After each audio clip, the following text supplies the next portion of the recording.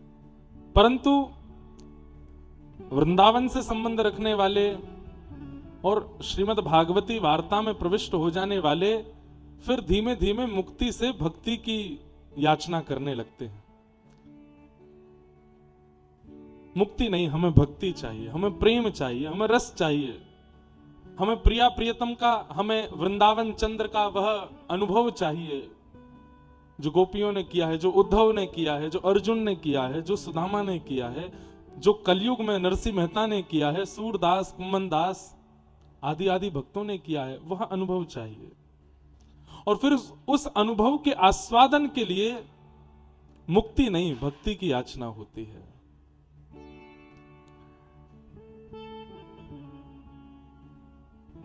परीक्षित जी महाराज को श्री सुखदेव जी महाराज आदि आदि प्रसंग श्रवण करा रहे हैं।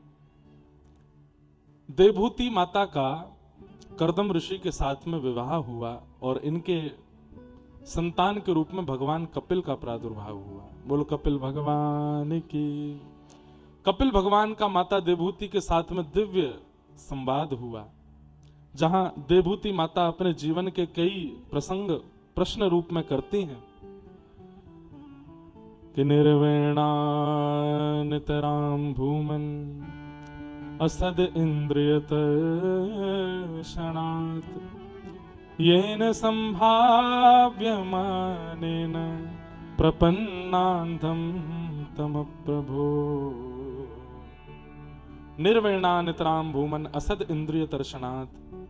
ठाकुर जी से पूछ रही हैं ऐसा कोई उपाय बताइए जिससे मेरी सारी इंद्रियां इच्छा रहित हो जाएं।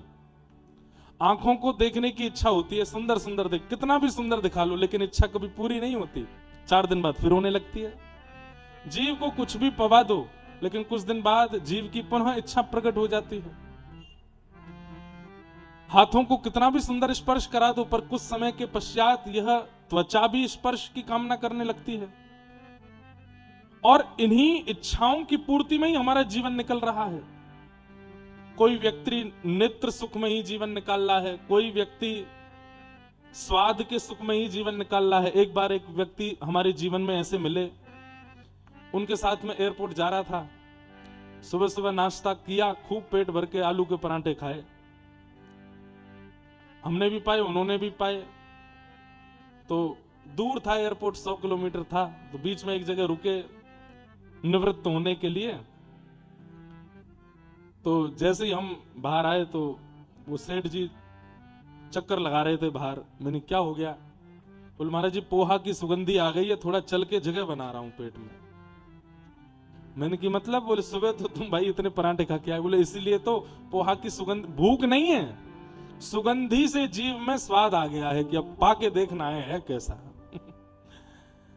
तो ऐसे इंद्रिय सुख में रहने वाले जीवात्मा जो केवल इंद्रिय सुख का विचार करके जीते हैं, इंद्रियां कभी अपनी इच्छाएं समाप्त नहीं करती, बल्कि बढ़ती जाती हैं और बढ़ती चली जाती हैं। अलवर की कचौड़ी कढ़ी, कढ़ी कचौड़ी है यहीं पे मिलती है क्या? मैंने तो किसी को सुना था बोलते हुए, यहीं मिलती है कढ़ी कचौड़ी है? कल हमारे लिए लाओगे? यहां पर हम इंद्रिय सुख नाश करवा रहे हैं, तुम हमको इंद्रिय सुख में डाल रहे हो। कितनी भी खा लो मन भरेगा? नहीं भरता। भरता है जब खा लेते हैं तब भरता, पर शाम तक, 1 दिन बाद, 2 दिन बाद पुनः इच्छा प्रकट होती है और फिर वो बढ़ती ही चली जाती है, वो कभी समाप्त नहीं होती। इंद्रिय इच्छा ऐसे है जैसे अग्नि, और उसकी पूर्ति ऐसे है मानो जैसे घी, जितना डालोगे अग्नि और तेज होती है। और दिक्कत तब होती है जब बुढ़ापा आ जाता है, बीमारियां लग जाती हैं, इंद्रियां शिथिल हो जाती हैं, उस समय इच्छाएं बहुत होती हैं पर कर कुछ नहीं पाते, फिर उदास, हताश और बीमार रहने लगते हैं। इन सब के चलते भजन नहीं बन पाता। हे नाथ, हम अपनी इंद्रियों को सुख देते देखते, इंद्रियों की इच्छाएं पूरी करते करते हार गए, लेकिन ये इच्छाएं पूरी नहीं हो रही। इन इंद्रियों की इच्छा पूर्ति करने का कोई उपाय हो तो वो बताइए। मैं इन असद इंद्रियों की इच्छा पूरी कैसे करूं? श्री भगवान उवाच, भगवान इसका उत्तर दे रहे हैं। योगयाध्यात्मिकः पुंसां मतो निःश्रेयसाय में अत्यंतो परतीर्यत्र दुःखस्य च सुखस्य च।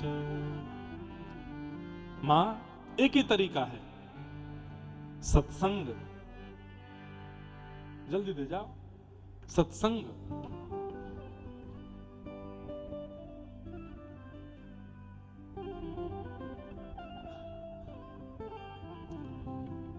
एक ही तरीका है, आध्यात्मिक योग यानी कि सत्संग। व्यक्ति अगर अपना संग सुधार ले, उसको सत बना ले, तो हो सकता है कि उसकी इंद्रियों की इच्छाएं धीरे धीरे समाप्त होने लगे। बहुत सावधानी से सब लोग इधर देखो, कथा श्रवण करो ध्यान से। आप कितना भी व्यसन करते हैं, अब कोई व्यक्ति तंबाकू खाता है, कोई उल्टा सीधा कुछ और कुछ भी करता है, 4 संत अगर उसके जीवन उसकी गाड़ी में आके बैठ जाएं, भैया चलो हमको तुम डीग तक छोड़ देना, वो अलवर से डीग तक जहां वो 3-4 पुड़िया खाने की उसकी आदत है, खाएगा? नहीं खा सकता। इच्छा बहुत होगी, लेकिन उसकी अंतरात्मा कहेगी, अरे पापी, बगल में देख कौन बैठा है, यहां नहीं खाना है, इनके सामने नहीं खाना है। सोचिए, अलवर से डीग तक आपकी गाड़ी में बैठने वाले एक महापुरुष के कृपा से, उनकी केवल बैठने मात्र से आप व्यसन का त्याग कर रहे हो। यदि संपूर्ण जीवन में एक महापुरुष आ जाए तो क्या व्यसन नहीं जाएगा? क्या व्यसन नहीं छूटेगा? सत्संग, सत्पुरुषानाम संग इति संग, सत्संग। एक सत्पुरुष का जीवन में आना, उसको सत्संग कहते हैं। अब दूसरी बात सुनो, वस्त्रों से भी सत्संग होता है। आप कैसे कपड़े पहनते हैं, कैसी हेयर स्टाइल रखते हैं, कैसा अपना गेटअप बना के रखते हैं, उससे भी पता चलता है सत्संग होगा कि नहीं होगा। बहुत स्टाइलिश रहते हैं महाराज, बालों में 5 प्रकार के रंग लगवाते हैं, आगे कुछ पीछे कुछ। फिर अभी तो नहीं हो रहा, बीच में बच्चे लड़के हमारे भारत के अजीब सी हेयर स्टाइल रखने लगे थे, यहाँ पे बीच में खड़ा कर लेते थे। अब एक नया शुरू हुआ है, यहां से कटवा लेते हैं पूरा, बीच में बस बाल रहते हैं। आपके गेटअप से भी सत्संग होता है। आपकी शिख से लेकर नख तक आप कैसे वस्त्र आभूषण और किस प्रकार की अपनी वेशभूषा रखते हो, उससे भी सत्संग होता है। आप अलवर के चौराहे पर जाकर के पानी पूरी खा लीजिए, आपको पानी पूरी वाला खिला देगा, लेकिन हम चले जाएं तो पानी पूरी वाला पता क्या बोलेगा? महाराज जी 1 मिनट रुको, क्या करूं, पहले बर्तन धो लूं, सारे हाथ साफ कर लूं, पूरी अपनी दुकान स्वच्छ कर दूं। क्यों? आप धोती बगलबंदी में दिख रहे हो, आपके सिर पर उर्दपुंड है, शिखा है, और नहीं तो हो सकता मना भी कर दे कि महाराज। रिसेंट अभी मैं इंदौर से वापस आ रहा था दिल्ली, तो जो भोजन परोसने वाले होते हैं सबसे वेज नॉन वेज पूछता है, हमसे सीधे ये पूछेगा फ्रूट प्लेटर लेके आऊं आपके लिए, आप तो फल खाएंगे। क्यों? वस्त्रों से उसको सावधानी हो रही है कि ये व्यसनी नहीं हो सकते, ये व्यभिचारी नहीं हो सकते। इसका मतलब क्या है? वस्त्र भी सत्संग कराते हैं। वस्त्रों से सत्संग होता है, व्यक्तियों से सत्संग होता है। ये सब सत्संग का स्वरूप है। ठाकुर जी कह रहे हैं, मैया जैसा संग होगा वैसी मन की स्थिति बनती चली जाएगी। आप इंद्रियों को दोष दे रही हैं कि आंख, नाक, जीव, कान आदि इनकी इच्छा पूरी करते करते मैं हाथ चुकी। इनकी कोई इच्छा नहीं होती कभी भी, इच्छा मन की होती है। और मन को सुधारने का एक ही तरीका है, उसका संग सुधार दो। बंधुओं, सत्संग ना कर सको कोई बात नहीं, लेकिन कुसंग मत करना, इसका ध्यान रखो। कल को अलवर में कोई कथा हो, आप नहीं जा पा रहे, कोई दिक्कत नहीं है, लेकिन जहां गैर भक्ति के कार्यक्रम चल रहे हो, कम से कम वहां बिल्कुल मत चले जाना। कुसंग मत करो, भले सत्संग ना बन पा रहा हो। कुसंग का त्याग सबसे बड़ा सत्संग है। जाके संग कुमति उपजत है, पड़त भजन में भंग। जाके संग कुमति उपजत है, पड़त भजन में भंग। तजोरे मन हरि विमुखन को। यदि केकई मैया ने मंथरा का संग नहीं किया होता तो राम जी का वनवास कभी नहीं होता। मंथरा ने उनकी बुद्धि बिगाड़ी, इसलिए संग सुधारिए। संग अच्छा करिए, वस्त्र अच्छे पहनना शुरू कर दीजिए। ऐसे वस्त्र पहनिए जिसको कल एक बालक मुझे बता रहा था, महाराज जी मैं हूं तो हिमाचल प्रदेश का, पर मैं कॉलेज में रहता हूं और मेरी जो वेशभूषा और मेरी बोली चाली है, अब मुझसे कोई भी पूछता है तुम कहाँ के हो, तो मैं कहता हूं कि मैं हिमाचल का हूं, तुम मानते नहीं मैं हिमाचल का हूं। मैंने तुमको कहाँ का लगा? बोले हमको तो ऐसा लगता है तुम वृंदावन के हो। मैंने कहा कितना बड़े, इससे बड़ी उपलब्धि तुम्हारी कुछ नहीं हो सकती कि लोग तुम्हारी बोली चाली, उठना बैठना, चलने फिरने से तुमको वृंदावन वाला मानते हैं। हमारी पहचान वृंदावन से हो जाए, हमारी पहचान। अब हम जाते हैं कहीं भी, हमको देख करके व्यक्ति अपने आप बोलने लगता है राधे राधे, वृंदावन से आए महाराज जी। तो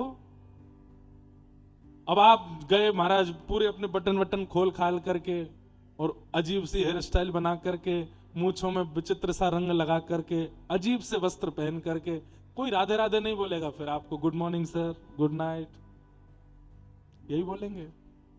सत्संग का प्रभाव आपके बाह्य वेशभूषा से भी होता है, आपके व्यक्ति के साथ रहने से भी होता है। उसको यदि सुधार लिया जाए तो मन फिर व्यसनों की प्रति भागेगा नहीं, एकाग्र होने लगेगा, एक चित्त होने लगेगा। मैया को भगवान इस प्रकार अनेक विषयों के बारे में समझाते हैं। सब भावों को सुनाते हुए ठाकुर जी ने सुंदर देवभूति संवाद यहां सुनाया, कपिल देवभूति संवाद हुआ। तत्पश्चात भगवान के परम भक्त श्री ध्रुव जी महाराज का मंगल चरित्र आता है, जहां 5 वर्ष की अवस्था में सौतेली मां की डांट से विचलित हो गए श्री ध्रुव जी। लेकिन इनकी मैया ने कहा, डरते क्यों? क्या कहा सौतेली मां ने? बोले मां ने कहा कि पिता की गोद में बैठना है तो वन में जाके भगवान का भजन करो, भगवान प्रसन्न होकर कहें वरदान मांगो तो कहना छोटी मां के गर्भ से मेरा जन्म हो जाए, और जब मेरे गर्भ से जन्म लेके आओगे तब बैठोगे पिता की गोद में। मां ने कहा बेटा हंस बनो। मां ने क्या कहा? बेटा हंस बनो। हंस का स्वभाव है कि पानी और दूध मिला दिए जाएं तो हंस दूध पी जाता है, पानी छोड़ देता है। व्यक्ति कुछ भी बोल रहा है, कुछ भी कर रहा है, उसमें पानी क्या है? त्याज्य, छोड़ने वाली चीज छोड़ दीजिए। आप केवल दूध दूध लीजिए, अच्छा अच्छा क्या था वो सिंचन करो। तुम्हारी सौतेली मां ने क्या कहा? उसमें त्याज्य वस्तु त्यागो, स्वीकार्य वस्तु यह है कि वन में जाके भगवान का भजन करके उनको प्राप्त करो। वन में जाओ।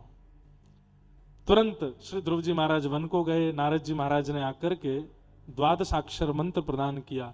नमो भगवते तुभ्यं वासुदेवाय धीमहि प्रद्युम्नानिरुद्धाय नमः शंकर्षणाय च। ओम नमो भगवते वासुदेवाय। श्री ध्रुव जी महाराज ने 5 महीने तक इस मंत्र का जाप किया और 5 महीने के बाद हंस पर साक्षात गरुण पर विराजमान होकर के श्री हरि नारायण शंख चक्र गदा पद्म धारण करके श्री ध्रुव जी महाराज के सम्मुख प्रकट हो गए। बोलो भक्त वत्सल भगवान की। कहते हैं जैसे ही ध्रुव जी महाराज के सामने ठाकुर जी 5 महीना में आ गए तो जितने भी संत जन तपस्या में बैठे थे सब अपने कमंडल लेके भागने लगे। क्यों? हमको 1000 साल हो गए, 100 साल हो गए, 500 साल हो गए, 800 साल हो गए, हमको नहीं मिले, इसको 5 महीना में मिल गए। बंधुओं, एक बात हमेशा याद रखिएगा, किसी व्यक्ति को यदि बहुत कम उम्र में कुछ प्राप्त हो रहा है, इसका मतलब क्या है? पूर्व जन्म का प्रारब्ध है। वो पूर्व जन्म में मेहनत करके आ चुका है, परिश्रम करके आ चुका है। कुछ वर्षों का परिश्रम रह गया था, इस जन्म में किया, जल्दी मिल गया। कई लोग 70-70, 80-80 वर्ष की उम्र तक अपना घर नहीं बना पाते, और आजकल YouTube पर वीडियो बनाने वाले छोटे छोटे 20-20 साल के बच्चे गाड़ी खरीद लाते हैं। कैसे? कहीं ना कहीं ये प्रारब्ध का खेल है। उस व्यक्ति ने शायद अपने पूर्व जन्म में एक झोंपड़ी में ही निवास किया होगा, बहुत परिश्रम किया होगा, उसका परिश्रम कुछ समय का रह गया था, इस जन्म में वो कुछ समय पूर्ण होते ही प्राप्त हो गया। ऐसे ही ध्रुव जी महाराज का एक जन्म का भजन नहीं है, अनेक जन्मों से ध्रुव जी अनेक जन्म लेकर के भगवान का भजन करते जा रहे थे, और करते करते 5 महीने के भजन और शेष रह गया था।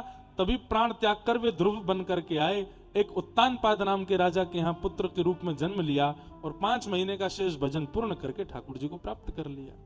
तो किसी किसी के जीवन में बाल अवस्था में भक्ति आ जाती हो, कोई 70 साल तक भी भक्त नहीं बन पाते।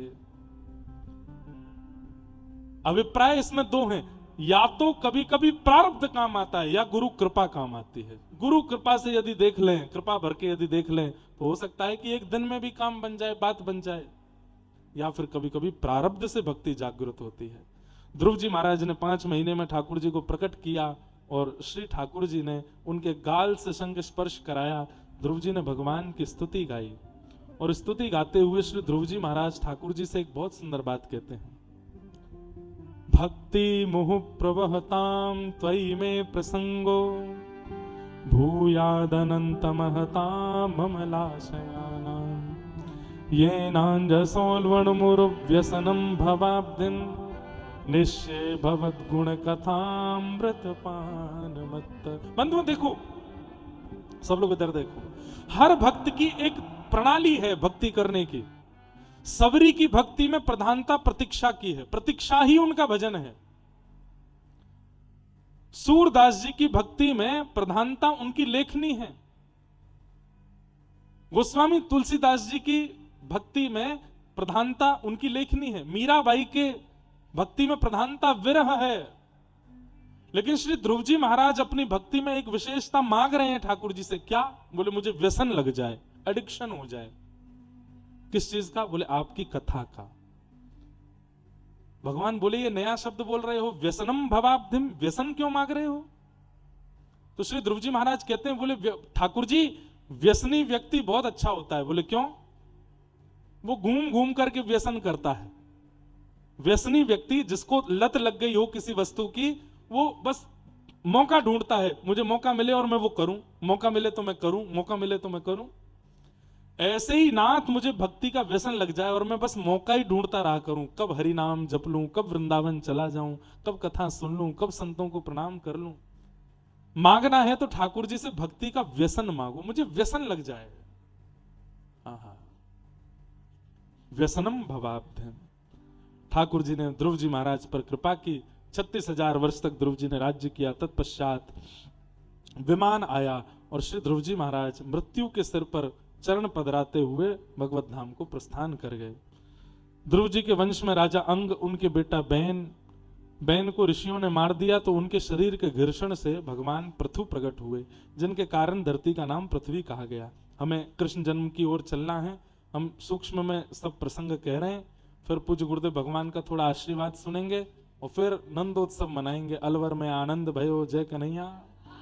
हाँ, आज इतना उधम मचाएंगे कि महाराज बस आपके जगन्नाथ महाप्रभु जो हैं वो भी नृत्य करने लगे मंदिर में। वाह, सुबह से हमारी हालत तो एक एक जो है नस हमारी हो गई है। लेकिन हमारे पूज्य गुरुदेव भगवान बैठे हैं। आपने 2 सत्र की कथाएं की हैं। अभी लगभग पिछले 10 वर्षों से 12 वर्षों से एक सत्र की कथा हो रही। उससे पहले तो सुबह 9 से 12, 3 से 6 कथा होती थी। पूज्य गुरुदेव भगवान ने तो लगभग 50 वर्ष तक वैसी ही कथाएं की हैं। हम एक ही दिन में हार मान गए, सुबह कथा करके शाम को पस्त से हो रहे हैं। लेकिन कथा में थकान नहीं है, थकान है आने जाने की और रात्रि विश्राम ना करने की। तो लेकिन ठाकुर जी की कथा सब जो जीवन की थाक को मिटा दे उसी को तो कथा कहते हैं। कथा का उल्टा क्या होता है? थाक। जो जीवन की थकान को दूर कर दे, मन की बुद्धि के थकान को दूर करे, वही तो कथा है। शरीर की थकान तो जल दूर कर देता है, भोजन दूर कर देता है, बिस्तर में नींद आ जाए वो दूर कर देती है, पर मन बुद्धि तो थके ही रहते हैं। उनकी थकान तो कथा दूर करती है, ये सत्संग दूर करता है। तो इस प्रकार पृथु महाराज का अवतरण हुआ। भूगोल खगोल का वर्णन, नरकों का वर्णन, राजा भरत की कथा सुनाई गई, जो कि अपने 3य जन्म में जड़ भरत हुए और रहुगण के साथ उनका मधुर संवाद हुआ। अजामिलोपाख्यान सुनाया गया। नारायण कवच के प्रादुर्भाव की कथा सुनाते हुए भगवान के परम भक्त श्री वृत्रासुर जी का प्रसंग सुनाया। बहुत सुंदर प्रसंग है वृत्रासुर जी का। अहम हरे तब पादैक मूल दासानुदासो भवतास्म भूय मनस्मरेता सुपतिर्गुणांस्ते गृणीतवा कर्म करोतु काया। बहुत सुंदर वृत्रासुर ने स्तुति गाई कि हे नाथ मुझ पर ऐसी कृपा कर दो, मैं आपके चरणों के दासों का दास मैं बन जाऊं, ऐसी मुझ पर अनुग्रह कर दो। ठाकुर जी बोले हमारे चरणों का दास बन जाओ। बोले नाथ मूल से ज्यादा ब्याज प्यारा होता है, मैं आपका दास बन जाऊंगा तो मतलब आपका पुत्र, लेकिन आपके दासों का दास बनूंगा तो यार मतलब आपका पौत्र, परपौत्र। और पुत्र से ज्यादा नाती प्रिय होता है, उससे भी ज्यादा पर नाती प्रिय होता है। तो नाथ मुझे तो आपका पर दास बनना है, आपका स्वयं का दास। ठाकुर जी बड़े प्रसन्न हो गए ये बात सुनकर के। बोले ये अद्भुत भक्ति है तुम्हारी, दासानुदास बनना चाहते हो? बोले हाँ नाथ दासानुदास बनना है, ऐसी कृपा करो। भगवान बोले जरूर तुम्हें कुछ बड़ा चाहिए इसलिए इतनी बढ़िया बात कर रहे हो।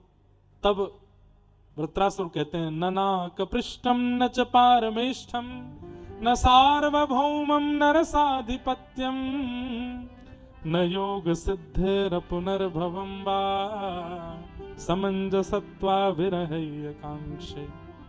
हे नाथ मुझे ना तो पृथ्वी का राजा बनना है, न रसातल का राजा, न ब्रह्मलोक, न शिवलोक, मुझे कुछ नहीं चाहिए। केवल एक वस्तु चाहिए। क्या? आपकी याद में तड़पना चाहता हूं, आपकी याद में रोना चाहता हूं नाथ। एक बात कहें बंधु, संसार में यदि आप हमसे पूछें कि महाराज जी सबसे बड़ा सुख क्या है, ठाकुर जी की याद आवे और नेत्र सजल हो जाएं, उससे बड़ा सुख संसार का कोई नहीं है।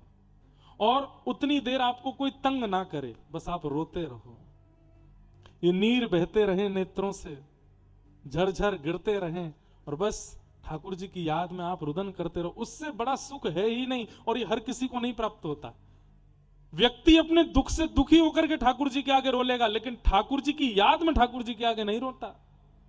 मंदिर में रोने वाले बहुत दिखेंगे, लेकिन अपने दुख से, अपनी पीड़ा से पीड़ित हैं।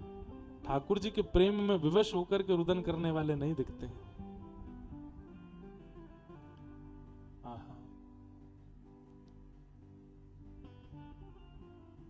तुम्हारी याद आती है, तुम्हारी याद आती है, बताओ क्या करें मोहन तुम्हारी